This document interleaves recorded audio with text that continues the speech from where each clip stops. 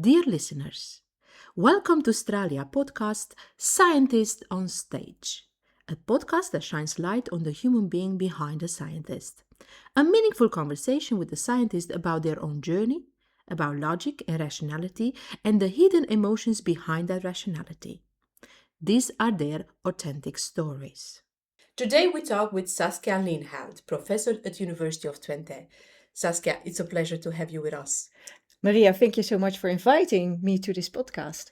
Tell us first who you are, where you're coming from, what's your background? I was born in 1982 in Zambia, in Africa. And after that I moved to the Netherlands and grew up in the Netherlands. I did my PhD at Wageningen University. I also studied there. Then I moved to the University of Bath to work on shower gel because, what else can you do in Bath? And then I was out for a year. And I found a position at the University of Twente, first as a postdoc, got a personal grant, and then I became an assistant professor and associate professor, and now I'm an adjunct professor at the Department of Molecules and Materials.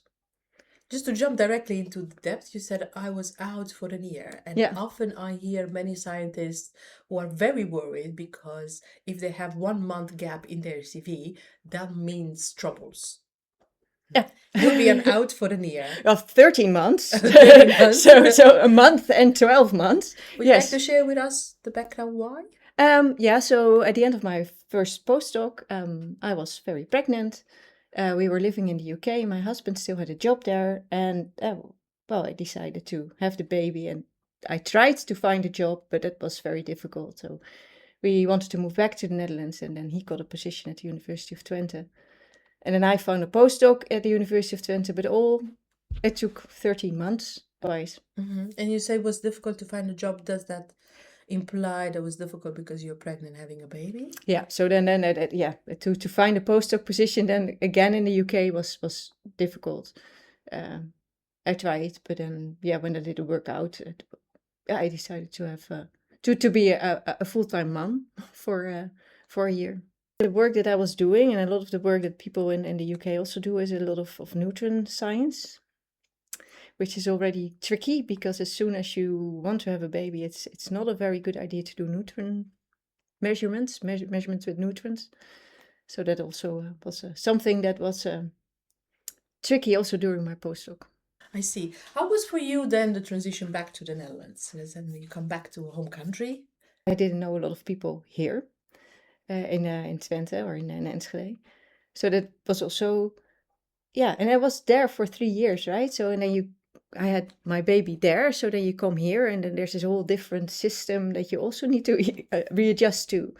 And also just very silly things, right? We cycle a lot in the Netherlands, but in the UK, they walk a lot. So I was used to walking with the pram everywhere and being able to very easily cross the roads. But then you notice that in the UK, that's being much better with ramps on both sides of the road. In the Netherlands, you really have to know where to go to with the pram. But for the bikes, of course, it's easy. So this just very funny things, basic things that are so different between these, the UK and the Netherlands. So that was an interesting experience. What fascinated you to pursue a career in science? What was your motivation? I was just always curious about things and finding out things already from a very young age. Was trying to see how nature works. Very, very interested when I was little in insects and bugs and plants and trying to rip things apart to see, what it looked like inside. So the curiosity-driven type of research, in a way? Yeah. This is what you're saying. How do you keep the drive that never dies? That's a good question, especially because at a certain point there's so many management tasks you also need to pick up but then you hear something or you want to try something. And last year I also decided just to go back into the lab again and to do experiments because I was curious about some stuff. So then I applied to nutrient scattering facilities. I got time and I actually was in the lab, which was very nice for a change. I see. So then you have to jungle a little bit between the tasks that you have daily as management, supervising PhD students, taking care of grants, but still keep curious and go to the lab to do some work. And how do the environment is then looking but you go back to the lab. Yeah, so the last time I remember there was a student, a PhD student, she made the samples, and then I went to do the experiment with these samples. So because it takes so much time, if you want to really do experiments, then you have to find everything. And but there was a time when I was just in between being postdoc and assistant professor, and then you want to go into the lab, and then you have found everything, you made your solutions, and that was then the day that you could do stuff. But then the real experiments you couldn't do, and then if you go back a week later, then things have disappeared and you have to find everything again, and that's very frustrating. So that's then difficult. But to join other people in the lab, I have also a PhD student in Wetses, and I join him in the lab to see what he's doing. What does fascinate you about the lab work that is still something dear to you that you like to go back to the lab? Just to see what happens, right? Just to feel and see what's happening. This is the feeling part. It's a feeling It's part. not only to see the results and to try to understand that, but also you get much feeling if you do the experiments yourself. Put your hands on. Yeah, just you have an hypothesis, and then if it works, of course it's fine. But if it's not working, or it's just why? I do know a lot of young researchers or young scientists and engineers who like to continue the science path in academic environment, but at some point is also the realization of looking out at our PhD supervisors who are indeed behind the computer doing the management and not going to the lab anymore, as there is no time.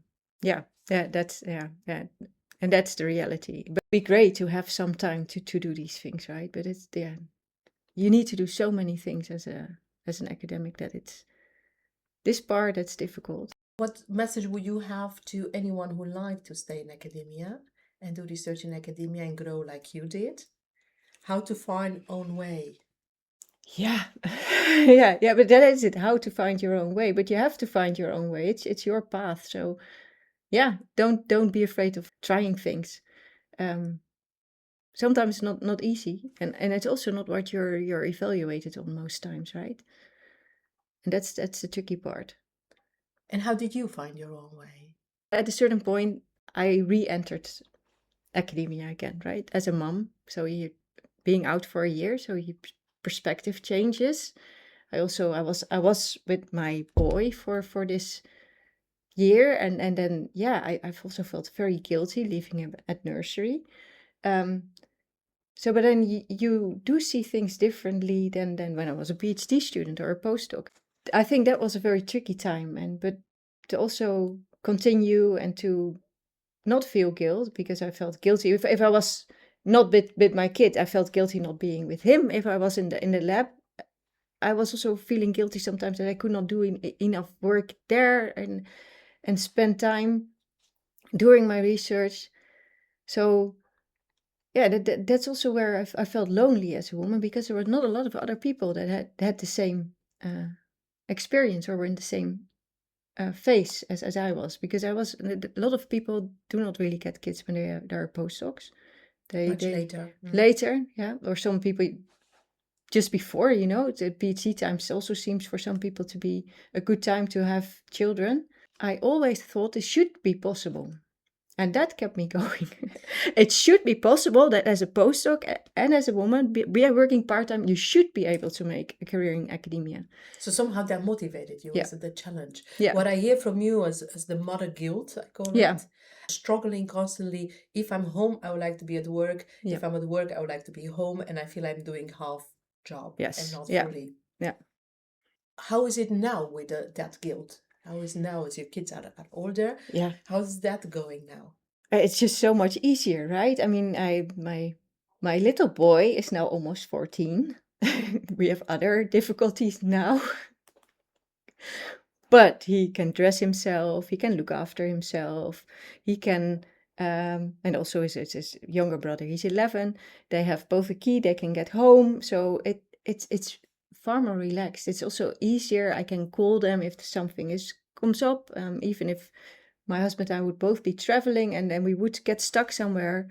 So how did you get the support in the heavy time? Was somebody around you that supported you to get through and to navigate through the motherhood and still the starting of your academic career? Not too much, actually. So we had childcare in the Netherlands, of course, so the nursery.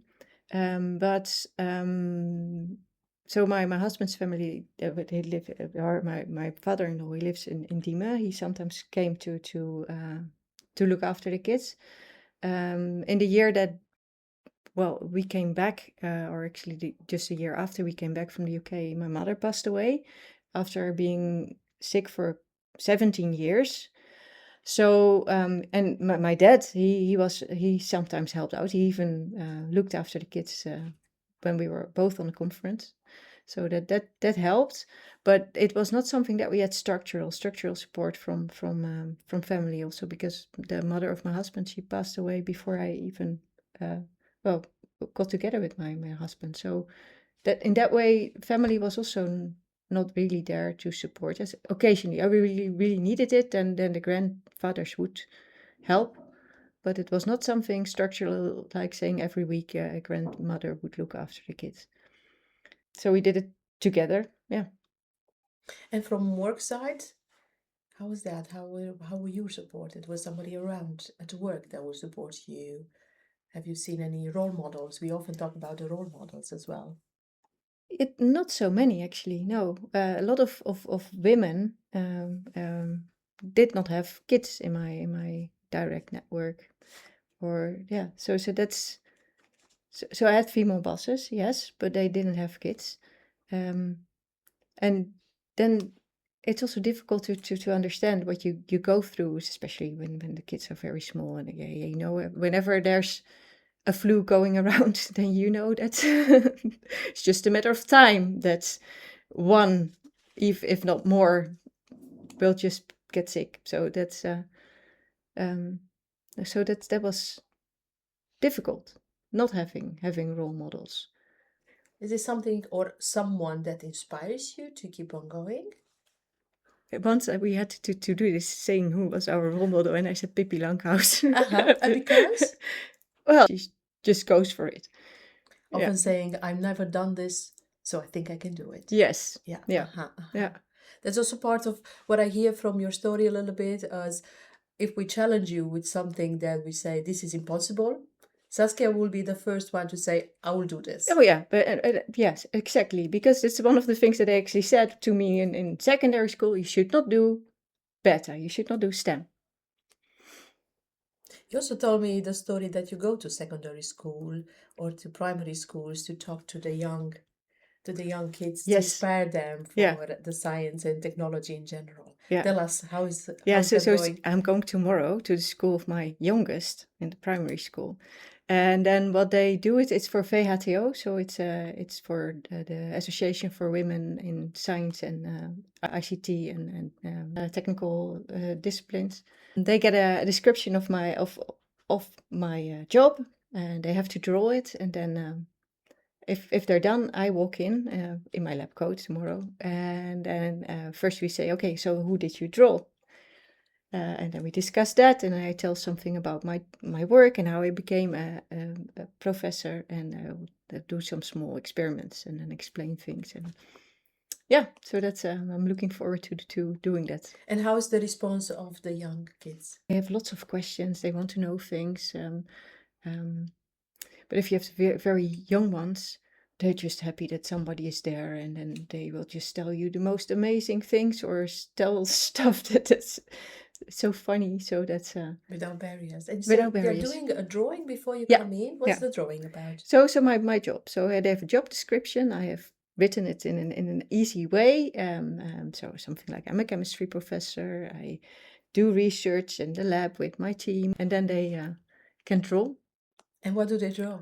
Men mostly. Yeah.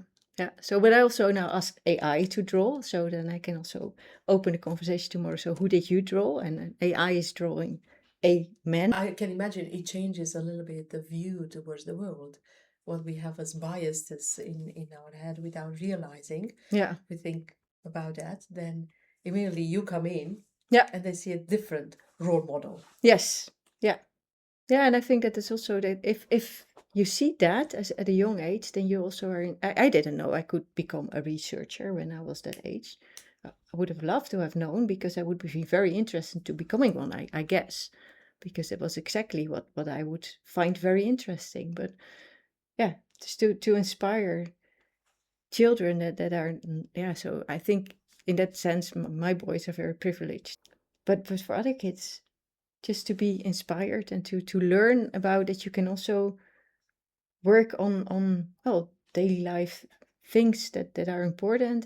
What was your dream when you were young? What did you dream of becoming? At the end of primary school, I wanted to be a marine biologist, working for Greenpeace and finding out all these beautiful creatures that are in the deep sea. That I want to discover those. Yeah. And why marine biologist? What was the trigger to imagine that you can become that? My mother, she was a nature guide for EVN, so that's an organization that will explain things about nature and the surroundings to people. And they also had excursions for kids where they took out water from the canals, and there were all these animals in there.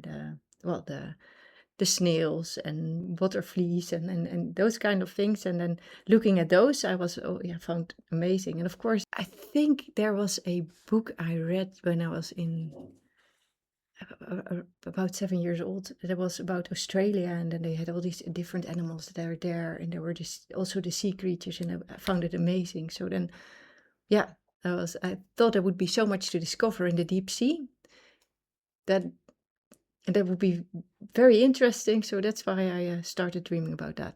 It's the curiosity, I believe, for the unknown, things that are not known to anyone, the Yes. fascinating world under the water. I think that. Yeah, exactly. So that was my dream when I was So in a about way, 12. your mother was your role model, because I got this often. So we Yeah, often yeah, get yeah. this question, and somebody said to me, if you do not have a role model, for sure, one of your parents were a role model.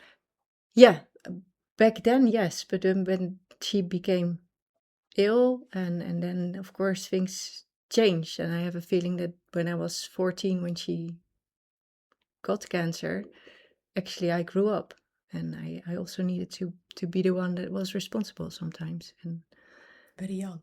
very young. Yeah, You take that responsibility with you as well. exactly. Yeah, taking responsibility and feeling responsible is also one of the things that yeah, Can be too heavy on your shoulders. yeah, I think so. Yeah. So and yeah, that's something that I also need to think about sometimes. That I also say, okay, yeah. Can you give us maybe an example? Well, when my mom was sick, also things between her and my dad didn't go well, and I tried to mediate between those two, which was not easy. You took another role Yeah, to help the parents. yeah, yeah, and I see that's yeah. Sometimes that's important that you can do it, but it's not something that's easy, and it drains a lot of energy if you do it. Or that should be our responsibility as kids. Yeah, exactly. But also, I mean, also in job-wise situations, you can also have that, right? So you have to watch a little bit your borders on where you take the responsibility and what is your responsibility and what is not. Yeah, yeah. The learning to say the no. Yes, yes. But sometimes in situations, of course, that's difficult. At one moment, the idea of becoming a marine biologist have changed. What happened? Yeah, of course. Then you go to secondary school, and then you get, apart from biology, you get physics and chemistry, and yeah, and of course, my mother became ill, and then but yeah, maybe I can cure cancer. Aha. And then I wanted to be a medical biologist. All right. So then, in the final year of secondary school, I got very sick by kissing disease. So I was out for 3 weeks. I had fever and I was very sick at the final year, so the exam year. And for medical biology, then it was a numerous fixes. So you had to have very high grades. So then I decided maybe that's too much this year. So let's see what else is there. And then I heard about molecular sciences in Wageningen. And then I decided to go there for just first a day to see what it's about. It was called meeloopdag, so you could get along with the other students and did lectures and practicals, and I really enjoyed it. So then I decided to enroll in Wageningen.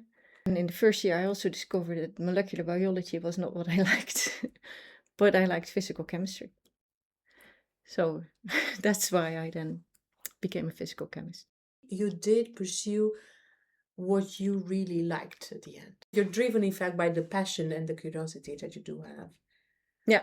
So that's just when other people ask me, I said, just try. If you're curious and you want to find out, try. You can always take a step back and do something else.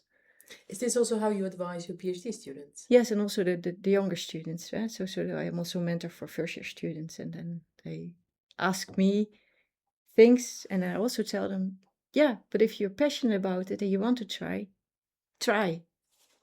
You're young. There's so many roads that can get you somewhere. How do they respond to that?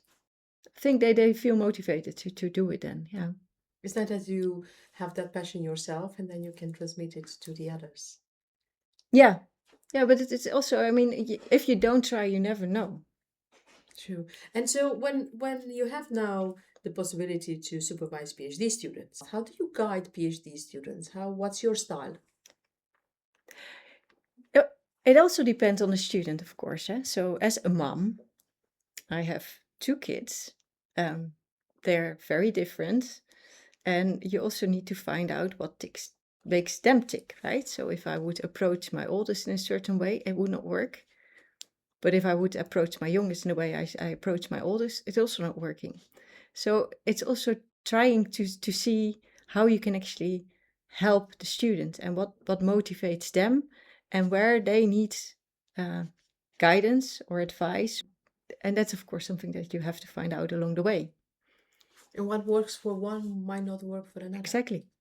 Yeah. So how do you find your way? How do you test yourself that the way you supervise and guide students will get to the result that maybe you dream of or what the best that you would like for them to achieve? Yeah, so I'm very open about these things, and I also just tell them this and that I want to. I also tell them one of the first things I'm telling them, your supervisor is also a human being, so we also make mistakes. We also don't know everything. Dealing with the mistakes. Exactly. We also have moods sometimes. We are also sometimes not very reasonable. I mean, because from some cultures too, they you really think you're almost a god in a way, and that's of course you're not. You're a human being. You make mistakes. You are also brought up in a climate that clashes with things that are happening now. That's one of the things that I find very interesting about this generation of PhD students. They have a different view on well, what's appropriate and not. I mean, so when we were young, yeah, things happened, and that was just the way it did. Deal with it. And now, if there's something inappropriate happened, then they will say no, and they're very good at saying where their boundaries and are. You can learn from them too. So it's a two-way thing. I think it's always about learning, but learning together.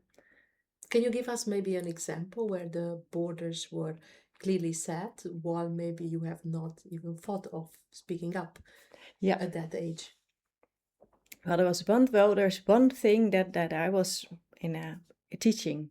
So there was a student that was really approaching me in a bit aggressive way.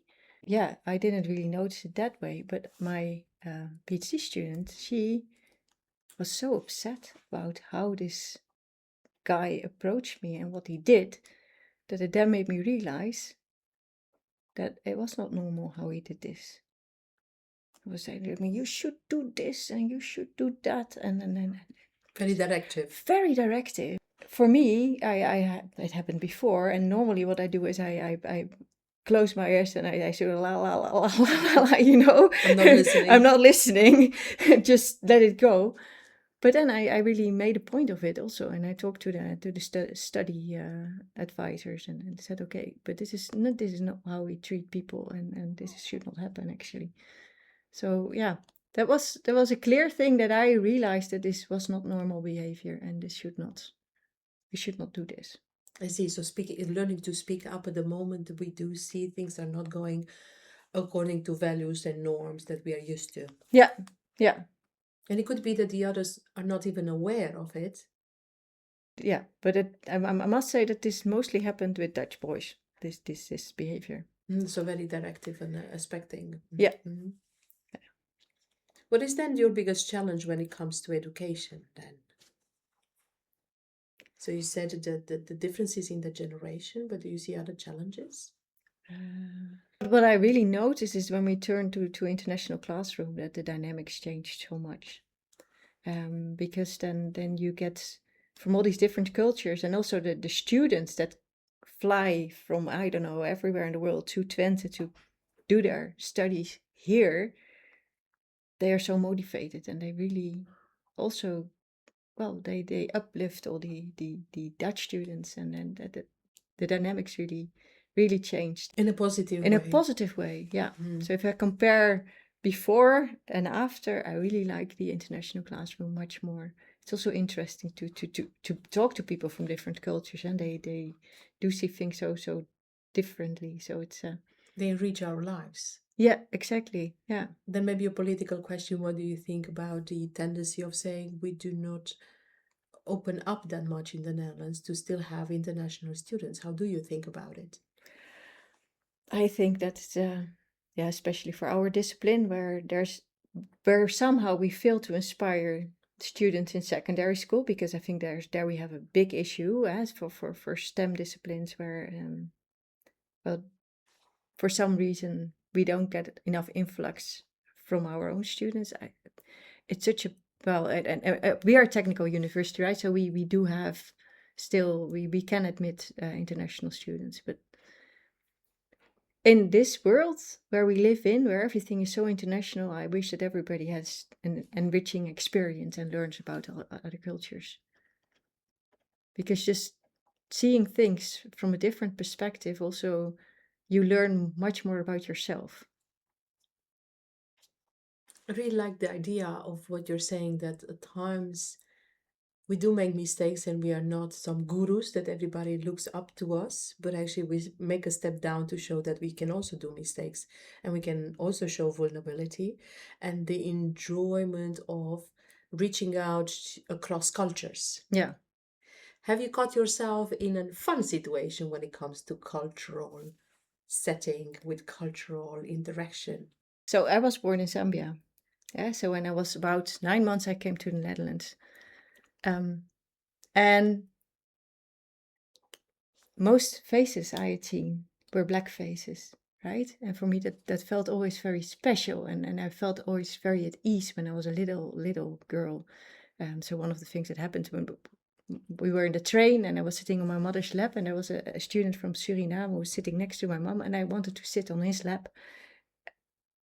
And yeah, so my mom apologized, and he let me. And when Black Dan, Zwarte Piet, was there, oh, I loved Zwarte Piet. I wanted to give him kisses. And of course, it is very nice and very cute. But if you then think, well, I was, of course, through my eyes, this felt very comfortable, And familiar. and familiar. But if you then look at children that are grown up in the Netherlands that don't have this experience, I can imagine that also Zwarte Piet, as it was not working and was not something that was inclusive as a well as something that should be inclusive. So I very much understand this Zwarte Piet discussion that we had, and that it now changed to something that's far more inclusive. How do you, in the academic environment, you make sure that everybody feels included? Is it something consciously that you do? Do you observe? Do you create awareness? What do you do?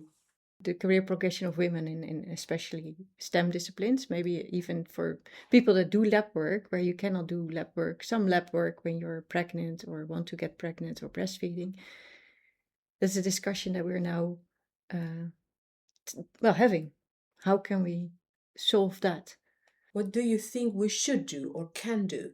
Or what do you do every day? So whenever I start my lecture series, I always have this slide where it's a circle of people with all different colors holding hands, and I have things written there that everybody is welcome in the classroom, that we speak English, and that they also should tell me to speak English, because if they're Dutch students, sometimes it's so easy to just switch to Dutch. And that's making mistakes is part of learning, because I think that's also important.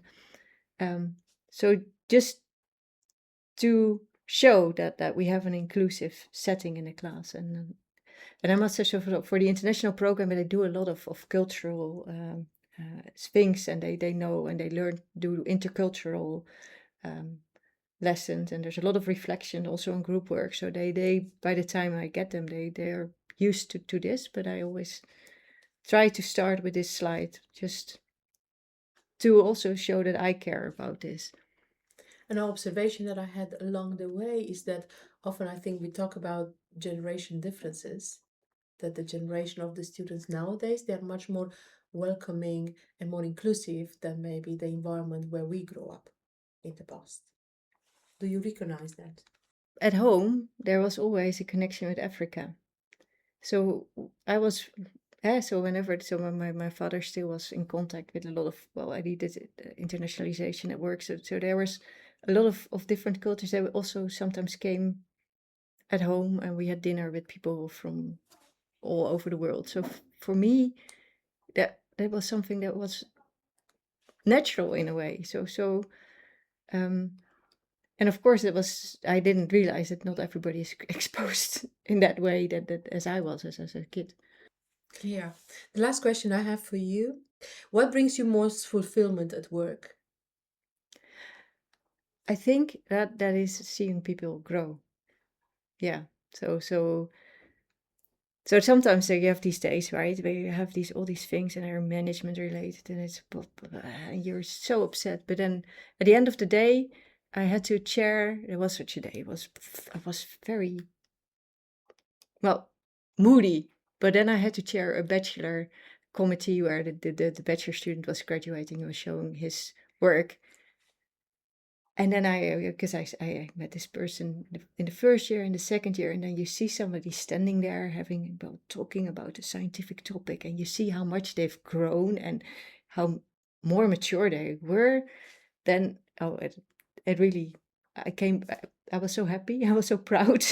So this seeing people grow and become, finding their way, and yeah, become scientists or bachelor graduate in this way. I think that's beautiful to see. And let's see the growth that you, not necessarily that you contribute to that, but mostly that you see them, how much they developed They developed, and, yeah, and yeah, they and flourished. yes, exactly. And it's also what you see with PhD students, right? They start, and then when they graduate, then it's a beautiful ceremony, but also as a supervisor, you feel so proud because this person found her way, and they made it. Formed as a scientist for the Exactly. future. Yeah. But also as a human being. And also as a human being. Tell me more. Yeah, well, it's also a way of helping them finding their way, right? How do you do that? It's a sort of mother feeling, I have the impression, from what you describe. As it's paying attention to each one of them and see which each one of them what they do need. Yeah, maybe, yeah. Mm. Or more as a guide, right? And now I have the last question from the previous participant to our podcast. Why do you do what you do? Mostly yeah, out of curiosity, yeah, and finding just the way, and thinking that it should be possible. Yeah. So yeah. Thinking it should be possible, so then you do not give up. Yeah, exactly. Just don't give up and just try to find a way. Would it be for you, no matter what you would do, as soon as it's driven by curiosity, would you do it in any way? Or is it also something that you chose consciously to do the research that you do, mostly that you're curious about the topic and not everything? How is that for you? Oh, I'm curious about many things, right? So I also do sometimes educational science. I have my SUTQ, so I also did educational research, and I also published in educational journals. So it's also looking at differences between disciplines, right? Learning about differences between working with molecules and working with people. Uh-huh. Uh-huh. Yeah, So at the end is really curiosity driven, understanding what is not known yet. exactly. And doing experiments, sometimes also with students. What is your question for the next participant to our podcast? What would you like to tell your 14-year-old self?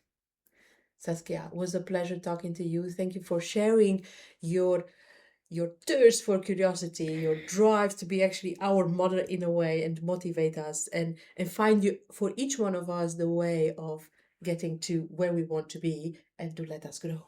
Thank you very much. Thank you, Maria.